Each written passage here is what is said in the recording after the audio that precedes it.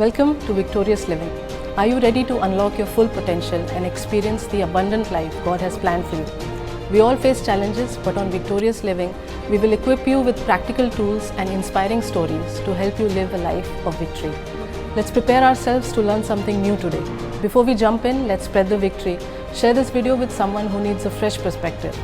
You were created for greatness. Let's dive in and discover how to live a life of victory. Victorious living के एक और episode में आपका स्वागत है। हम गिविंग और रिसीविंग के बारे में लास्ट एपिसोड में बात कर रहे थे। हमने काफ़ी तरह के गिविंग्स देखे, हमने ताइद के बारे में सीखा, हमने ऑफरिंग के बारे में सीखा, हमने गरीबों को दान के बारे में सीखा। हमने काफ़ी क्लैरिटी के साथ काफ़ी सारे तरीके के गिविंग्स हमने देखे। Just to summarise, I want to tell you that we live by our giving. हम अपने दान के ज़रिए से ज़िंदगी में जीते हैं और रिसीव करते हैं। इससे पहले कि हम आगे बढ़ें, हम प्रार्थना करना चाहेंगे। थैंक यू सो मच परमेश्वर। Lord we thank you so much. पिता परमेश्वर, हम धन्यवाद देते हैं कि आपने हमें मौका दिया कि हम एयर वेव्स के ज़रिए से हम आपके बच्चों के घर तक पहुंच सकें। और जो कोई भी आज हमें देख रहे हैं, ऑनलाइन देख रहे हैं, टीवी से देख रहे हैं, उन सब के लिए हम प्रार्थना करते हैं कि उनके जीवन में आप बहुतायत लेके आएंगे, अबंडेंस लेके आएंगे। परमेश्वर पिता, वो बाय चांस ये प्रोग्राम नहीं देख रहे हैं, आज उनके जीवन में मिरेकल आना है, तभी आप उनको ये टीवी स्क्रीन तक लेके आए हैं। मैं प्रार्थना करती हूँ कि इनके जीवन में आप आशीष भर देंगे और इनके जीवन में मिरेकल, साइंस एंड वंडर्स होने लग जाएंगे। उनके विश्वास में इंक्रीज़ में प्रार्थना करती हूँ यीशु के नाम से, आमीन। हमने देखा बुक ऑफ एक्ट्स में गिविंग में जब 3000 लोग बचाए गए बुक ऑफ एक्ट्स में। उन्होंने सब एक साथ ब्रेड ब्रेक किया, कम्युनियन लिया, and they all brought all their resources to the apostles feet. ये सबसे बड़ा दान, one of the biggest giving that I see in New Testament के सबने अपने घर वगैरह बेच के अपनी जो जितने भी धन संपत्ति थे वो सारे लाके अपोस्टल के फीट में रखा ताकि गॉस्पल प्रीच हो सके। ये एक सैक्रिफिशियल गिविंग था। उसके बाद साइंस एंड वंडर्स में हम इंक्रीज़ देखते हैं। तो मैं ये कनेक्ट कर पाई कि जहाँ हम सैक्रिफिशियली गिव करते हैं वहाँ हम साइंस एंड वंडर्स को बढ़ाते हैं अपने जीवन में, अपने लाइफ में साइंस एंड वंडर्स को हम बढ़ाते हैं। उसके बाद आज हम बात करने जा रहे हैं टाइप्स ऑफ रिसीविंग। हमने बात कर ली गिविंग की कि दान ज़रूरी है, ताइद ज़रूरी है और ऑफरिंग ज़रूरी है, ये सब हमने डिस्कस कर लिया। अब हम देखेंगे चैप्टर 7 में कि किस किस तरह से हम रिसीव कर सकते हैं। क्या रिसीव करने के लिए भी कोई आर्ट चाहिए परमेश्वर से, क्योंकि परमेश्वर अपने प्रिंसिपल्स बेस्ड है। उसने seed time and harvest time रखा हुआ है। तो सीड टाइम और हार्वेस्ट टाइम के बीच हमें अपनी फेथ को बनाए रखना है, अपनी प्रार्थना लाइफ को बनाए रखना है और अपनी अच्छे कर्म को बनाए रखना है ताकि हम हार्वेस्ट को ले सकें। और जब हार्वेस्ट का टाइम आता है हमें उस वक्त कटनी काटनी है। हार्वेस्ट के टाइम पे जो सोता है वो गरीब बन जाता है, नीति वचन में लिखा है। टाइप्स ऑफ रिसीविंग में एक बहुत इम्पॉर्टेंट चीज़ मैं आपका ध्यान लेना चाहूँगी। Give and it shall be given to you 30, 60 and 100 fold. Okay, जब हम देंगे तो हमें 30, 60 और 100 गुना वापस मिलता है, लेकिन जब हम नहीं देंगे हम 100 फोल्ड रिटर्न कैसे पाएंगे। बहुत बार मैं बिलीवर्स को देखती हूँ कि वो प्रार्थना करते हैं कि परमेश्वर हमें ये मिल जाए, हमें वो मिल जाए, मुझे इस चीज़ की ज़रूरत है या मुझे उस चीज़ की ज़रूरत है। हम दुआ में मांगते रहते हैं लेकिन हम दान नहीं देते हैं कि हम उस चीज़ को रिसीव कर पाएँ, क्योंकि दो तो दिया जाएगा, हमें पहले देना सीखना पड़ेगा, तभी हम रिसीव करना सीख पाएंगे।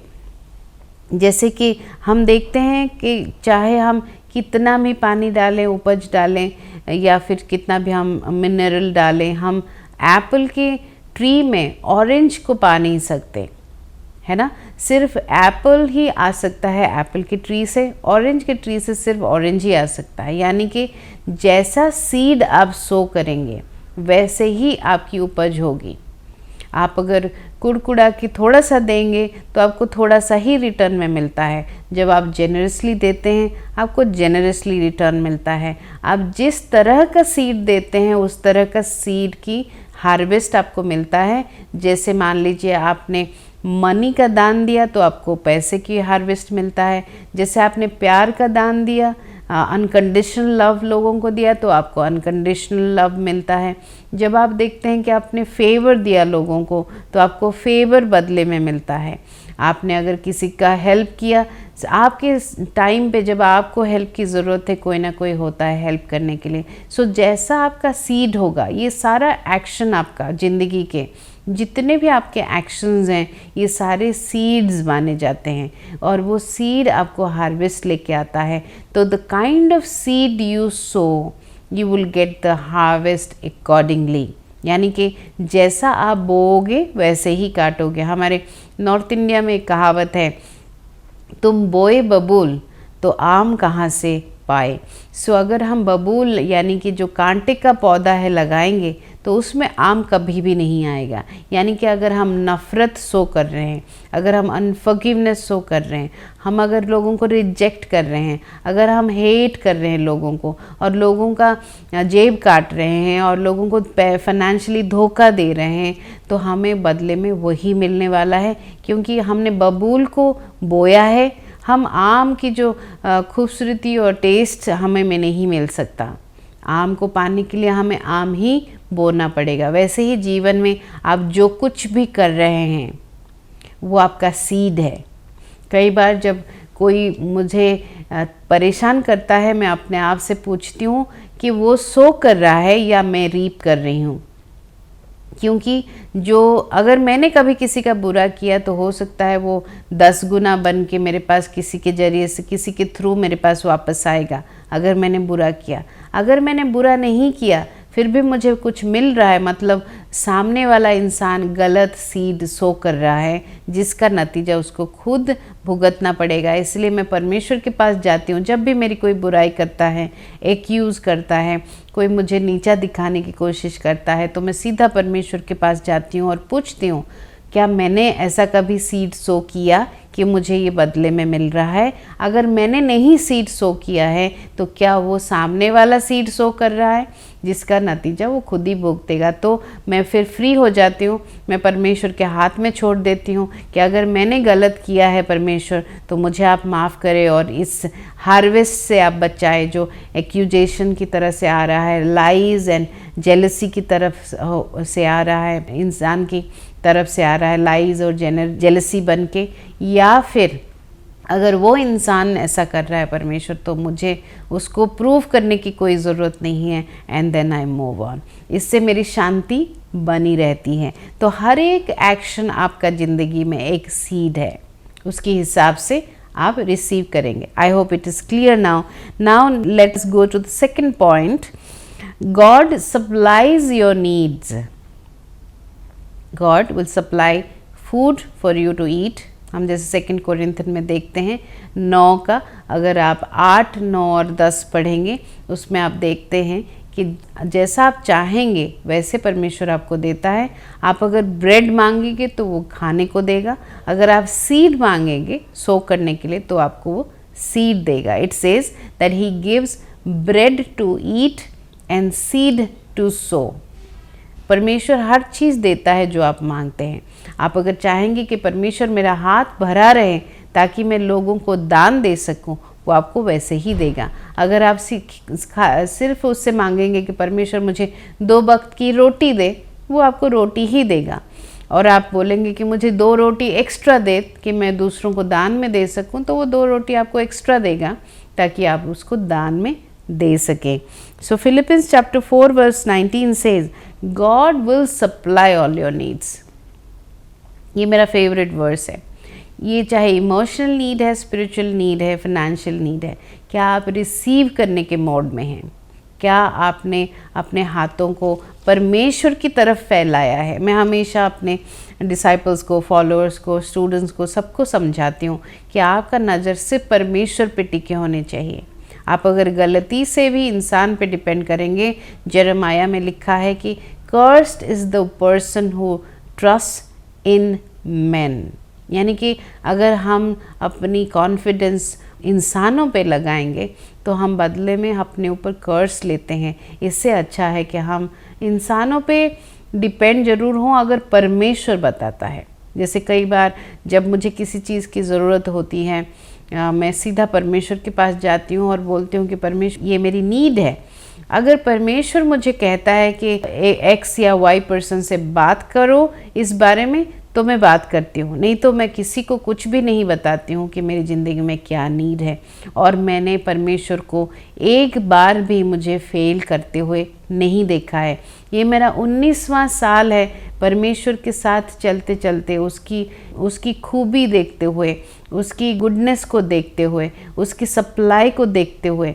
आई have never seen God failing me, not even once. मेरे पास काफ़ी पास्टर्स का मैसेज कॉल आता है, वो चाहते हैं कि हम उनकी फाइनेंशियली मदद करें, लेकिन मैं आपको सलाह देना चाहती हूँ कि हम आपकी सोर्स नहीं है। हम आपके लिए प्रार्थना करेंगे, हम आपके साथ देंगे, आपको सिखाएंगे कैसे परमेश्वर से लेना है, क्योंकि आपकी नीड को कोई सप्लाई नहीं कर सकता अपार्ट फ्रॉम गॉड। परमेश्वर के अलावा आपके नीड्स इतने सारे हैं कि कोई इंसान वो सप्लायर नहीं बन सकता। इसीलिए आप परमेश्वर पे नज़र रखें, और अगर परमेश्वर किसी को आपके जीवन में लेके आता है सप्लाई के लिए, देन वो खुशी खुशी आपके जीवन में वो सप्लाई करेगा, क्योंकि परमेश्वर उससे बात करेगा। सो परमेश्वर इंसान को ही इस्तेमाल करता है आपको ब्लेस करने के लिए। बात बिल्कुल सही है, लेकिन परमेश्वर खुद बोलता है तभी जाके कोई आपके लिए कुछ करेगा। इसलिए सारे पास्टर्स, लीडर्स, लोग जो हमें कॉल कर रहे हैं, मैसेज कर रहे हैं कि हम उनको फाइनेंशियली हेल्प करें, मैं आपको बताना चाहती हूँ कि हम आपके लिए लगातार प्रार्थना कर रहे हैं ताकि आपके फाइनेंसेस में इम्प्रूव आए, आप परमेश्वर का सुपरनैचुरल फाइनेंस अपने जीवन में देख पाएँ। परमेश्वर बहुत भला परमेश्वर है। वो आपको भूखा नहीं देखना चाहता है, वो नहीं चाहता कि आप बिना छत के रहें, और वो नहीं चाहता कि आपके बच्चे स्ट्रगल करें, वो नहीं चाहता कि आपके बच्चों के फ़ीस के लिए या फिर आपके घर की ग्रॉसरी के लिए आप किसी पे डिपेंड हो। आज मैं आपको चुनौती देना चाहती हूँ, सब पे से नज़र हटा दीजिए आप और सीधा परमेश्वर पे नज़र रखिए। जैसे अगर आप पास्टर हैं किसी चर्च के, आप टाइद एंड ऑफरिंग पे डिपेंड ना हो। टाइद एंड ऑफरिंग जो पब्लिक प्रॉपर्टी है, जो पब्लिक आपको देती है, उसको बहुत प्रेयरफुली इस्तेमाल करिए मिनिस्ट्री के लिए। और टाइद एंड ऑफरिंग पे आप डिपेंड ना हो और आप परमेश्वर पे डिपेंड हो। आप देखना कि आपका घड़ा हमेशा उमड़ता रहेगा, आपको हमेशा ओवरफ्लो फाइनेंस मिलेगा जब आप परमेश्वर पे डिपेंड हो जाएंगे। जैसे मैंने शुरुआत में कहा था, we live by our giving. As you increase the standard of your giving, God will increase the standard of your living. आप अगर अपना लिविंग का स्टैंडर्ड इंक्रीज़ करना चाहते हैं, आप ज़रूर अपना गिविंग का स्टैंडर्ड इंक्रीज़ करिए। मान लीजिए आप 5 रुपये देते थे, तो आप लर्न करिए कैसे 25 रुपये आप दे पाएँ। अगर आप 50 रुपये पहले देते थे, आप लर्न करिए कि कैसे आप 100 रुपये दे पाएँ। आप अगर 100 रुपये देते थे, आप लर्न करिए, परमेश्वर से फेथ मांगिए कि आप 1000 रुपये, सीड मांगिए कि आप 1000 रुपये दे पाएँ। सो ऐसे आप जैसे जैसे अपना स्टैंडर्ड बढ़ाएंगे, परमेश्वर वैसे वैसे आपको देने का स्टैंडर्ड बढ़ाएगा। ये टोटली आपके ऊपर डिपेंड करता है। Trust me my friend, it is totally depending on you कि आप कैसे लिविंग स्टैंडर्ड अपने लिए चाहते हैं, कैसे जीवन आप जीना चाहते हैं। वो आपका गिविंग डिसाइड करेगा कि आप कैसे रिसीव करेंगे और कितना रिसीव करेंगे, कितना आप दे सकते हैं। एक बार ऐसे सिचुएशन आया, मेरे पास काफ़ी डायमंड्स थे पर जो लोगों ने मुझे गिफ्ट किए, और शायद 1-1.5 साल के अंदर काफ़ी सारे डायमंड ज्वेलरी मेरे पास आ गए। लोगों ने गिफ्ट किया था एंड मैंने उनको एंजॉय किया, मैंने पहना। और एक दिन सडनली परमेश्वर ने मुझे बोला कि तो तेरे पास जो कुछ भी है तो सब कुछ दे दे। तो एक 10-15 दिन के अंदर मैंने अपने सारे ज्वेलरी दे दिए, लोगों में बांट दिए।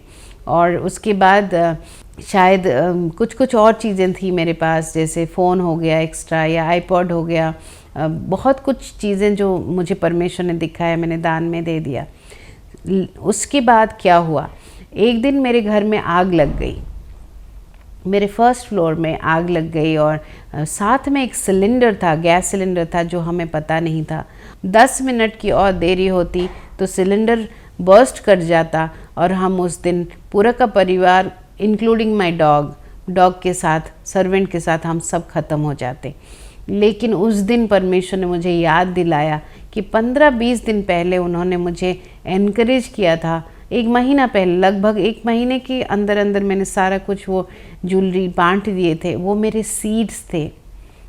सीड्स थे जिसके कारण वो हमारा पूरा परिवार बच गया। वो मेरा सैक्रिफिशियल ऑफरिंग था, वो मेरा प्यार का ऑफरिंग था, क्योंकि मैं पसंद करती थी उनको पहनना। आप जानते हैं कि औरतों को गहना पसंद है, तो मैं पसंद करती थी उनको पहनना। तो उन्होंने मुझे सैक्रिफिशियली गिविंग करने दिया ताकि वो मुझे आने वाली बुराई से बचा सके।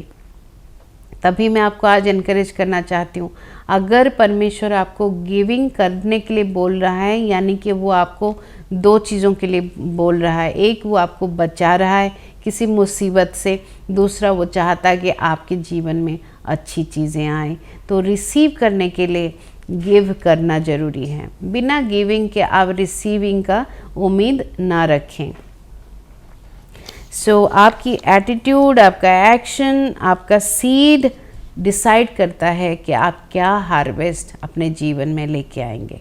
मैं फिर से दोहराऊंगी, आपका एटीट्यूड, आपका एक्शन, आपका सीड डिसाइड करता है कि आपके जीवन में क्या हार्वेस्ट आएगा। अंडर ऑल सर्कमस्टेंसेस जब आप सीड सो कर दें, हार्वेस्ट का तहे दिल से, प्यार से और प्रेयर से इंतज़ार करिए, क्योंकि जब आपने सीड सो किया है तो आपकी हार्वेस्ट को आना ही आना है। लेकिन एक चीज़ हार्वेस्ट को अपरूट कर देता है, वो है कुड़कुड़ाना, कंप्लेनिंग। हमने इज़राइलाइट्स के जीवन में देखा है कि उन्होंने कुड़कुड़ाने की वजह से अपनी प्रॉमिस लैंड में वो पहुंच नहीं पाए थे। यानी कि अगर आप सब कुछ अच्छा करने के बाद कुड़कुड़ाएंगे तो आप अपनी प्रॉमिस लैंड तक पहुंच नहीं पाएंगे। इसीलिए सो करने के बाद, दान देने के बाद, चर्च में सेवा करने के बाद, किसी के जीवन में सेवा करने के बाद, किसी के जीवन में दान देने के बाद आपको अपनी एटीट्यूड को ठीक रखना है। अगर आप अपनी एटीट्यूड को ठीक नहीं रखेंगे, हार्वेस्ट से पहले आप फेंट हो जाएंगे। अगर आप फेंट हो गए तो आप कटनी कैसे काटेंगे? आप कटनी काट नहीं सकते। हार्वेस्ट तक आप नहीं रहेंगे, स्पिरिचुअली साउंड नहीं रहेंगे कि आप उसको काट सकें। इसीलिए बहुत ध्यान से, थॉटफुली जिन जीवन को live a life very very thoughtfully and live a blessed life on purpose, right? Next thing that I want to share today is do not despise people who have less than you. अगर आपसे कोई किसी के पास कम है, वो गरीब है या फिर कम रिसोर्सेस उसके पास है, उसको डिस्पाइज मत करिए, क्योंकि आपके पास जो कुछ भी है वो परमेश्वर का दिया हुआ है। सो घमंड परमेश्वर को नहीं भाता है। So we can not despise the people who have less than you. I have seen people change color when it comes to financial matters. Sometimes you see their true colors and also their real self when you are financially well off or you are financially down. मैंने लोगों के रंग को बदलते हुए देखा है। जब आपका अच्छा समय चलता है, आपके पास बहुत अच्छे फ्रेंड्स होते हैं, बहुत लोग आपको आते हैं, सराहना करते हैं, लेकिन आप जब स्ट्रगल से होके गुजरते हैं या फिर फाइनेंशियली आप डाउन हैं तो आप उनको डिस्पाइज करते हैं। आप ये ऐसा ना करें, क्योंकि अगर आप ऐसा करेंगे आप परमेश्वर को नाराज़ करेंगे, और अगर परमेश्वर नाराज़ होता है तो ब्लेसिंग देने वाला वो है।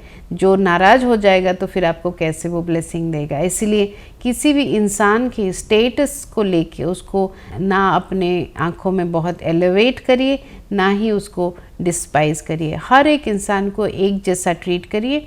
ऑफ कोर्स हम डिफरेंट लोगों के साथ डिफरेंट डील करते हैं।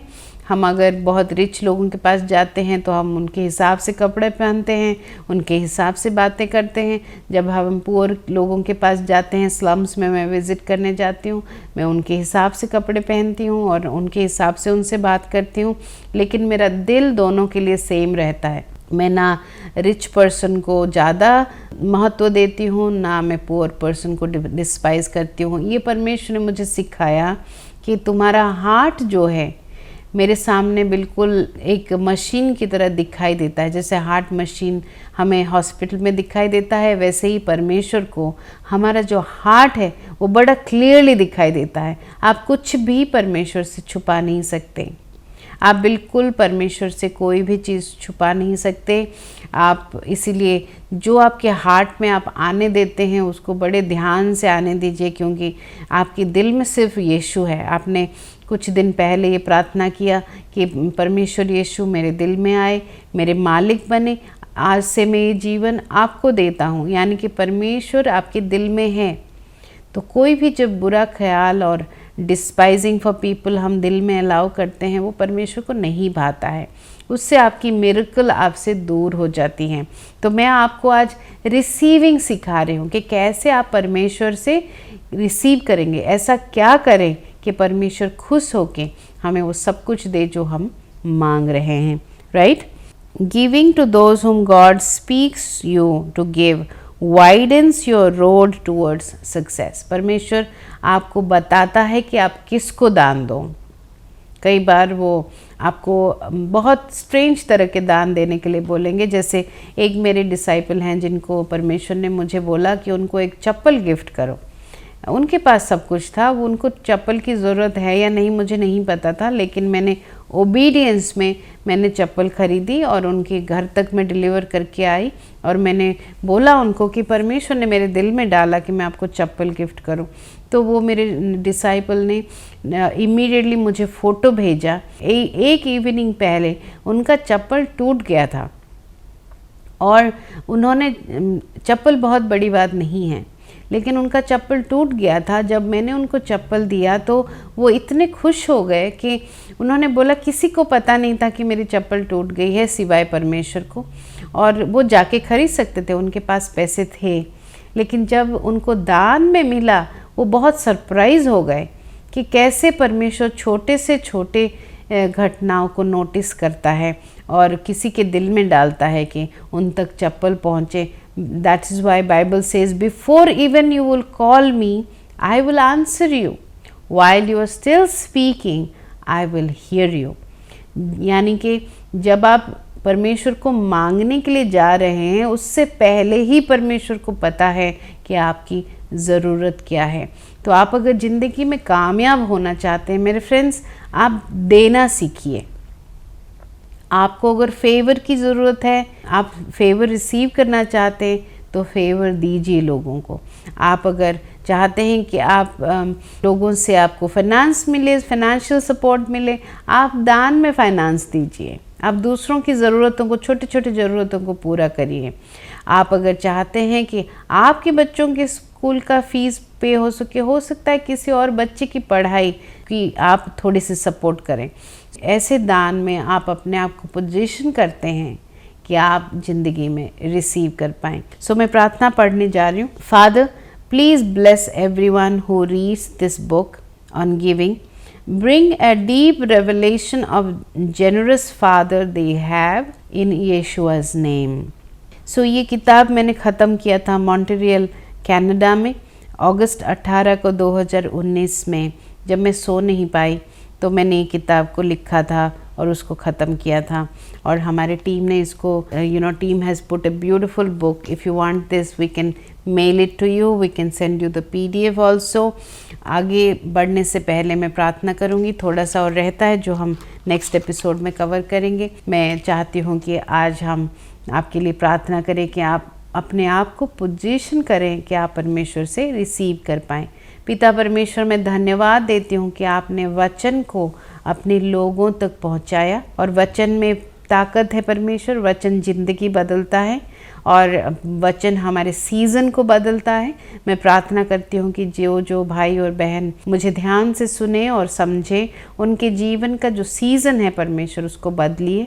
अगर फैमिन है, अगर ड्राउट है उनके जीवन में, तो बहुतायत का जीवन आप उनके जीवन में लेके आए। बहुतायत का जीवन, कि उनको किसी चीज़ की कमी ना हो। प्रार्थना करती हूँ that may the Lord bless you, Make his face to shine upon you, give you peace and keep you safe all the days of your life.